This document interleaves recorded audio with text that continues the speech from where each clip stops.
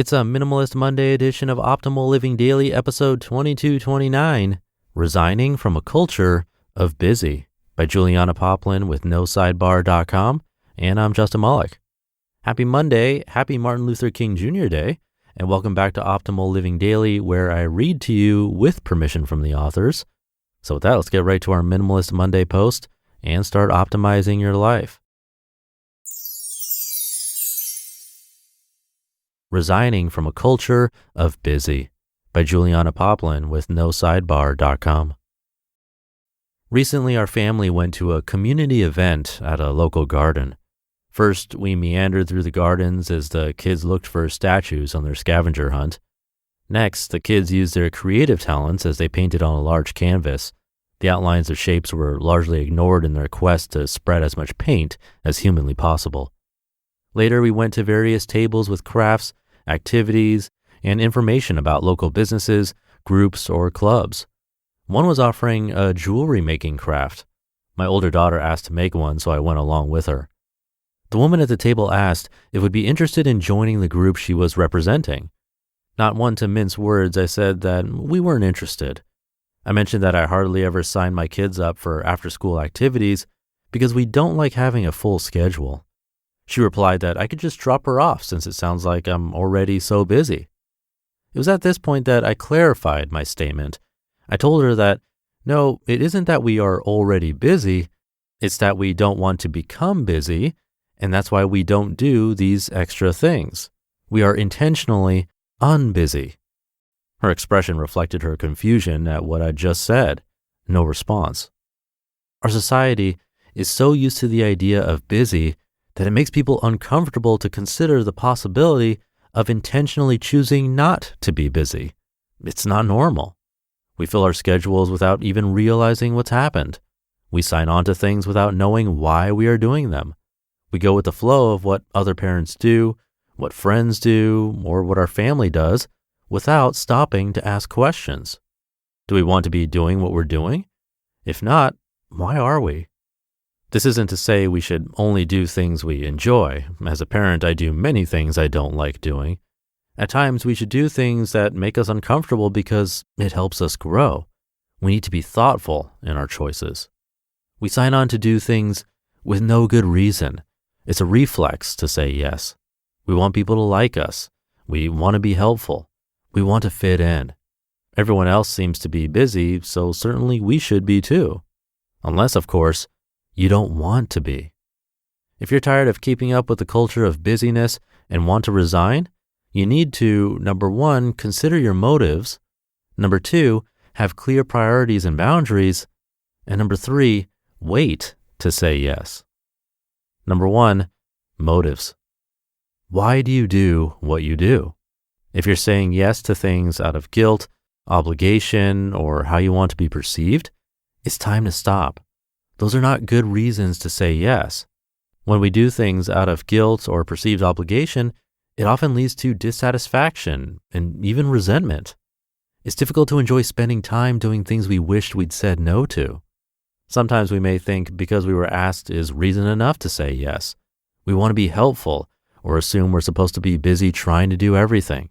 We overcommit to the detriment of everyone we've said yes to. When you take on too much and you're stretched too thin, everyone suffers, including you, your family, and the people you've said yes to. Other times we choose to have very busy schedules because we've let it define us. When we continue to pour ourselves into tasks, we can take our busyness on as part of our identity. But be warned, tying your self-worth up in the things you do will leave you worn out. If you're tired of feeling busy and overcommitted, take time to look over your schedule and ask what your motives are for each of the items listed. It may be time to let some of them go.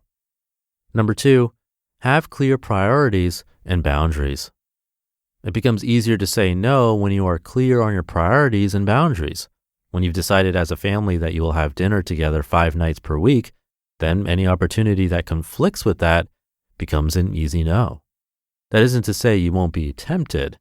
Sometimes great opportunities arise that you do want to add to your schedule. Be wise in doing so. Don't constantly make exceptions, or your boundaries have no meaning. Be clear on what your personal and family values are. Protect your time. The world will fill your schedule up until you're drained and exhausted. Choosing to let go of busyness will mean you get used to saying no and saying it often. Don't apologize for owning your schedule and choosing margin.